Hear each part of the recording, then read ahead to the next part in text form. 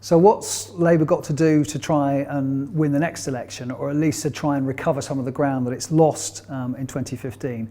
First thing it's got to do is to elect a leader who can actually connect with the public, someone that the public finds convincing as an alternative Prime Minister.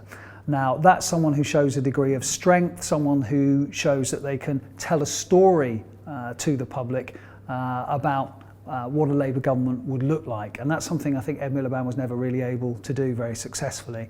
I think that laying down a narrative in some ways is almost more important than segmenting the electorate into different groups and trying to pick up support from this group and that group and then add them all together into an electoral coalition. It's a central story that that leader tells is incredibly important, and that's why they have to elect, if you like, a good storyteller.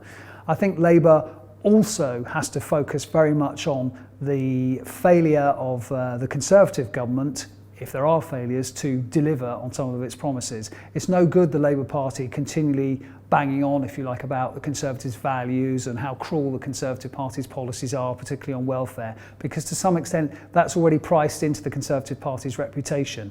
What Labour needs to do is attack the Conservative Party for its incompetence, its stupidity, rather than its cruelty. And the other thing I think that Labour has to do is probably to write off Scotland. I think that if Scotland is going to come back to Labour, it will do so gradually, and it will do so in response to the SNP as the government of Scotland making mistakes. I don't think there's any way in which the Labour Party should play a kind of left-wing anti-austerity game in Scotland and try and do something more centrist in England, because I think the public will rumble that strategy, and in the end it won't do Labour any good.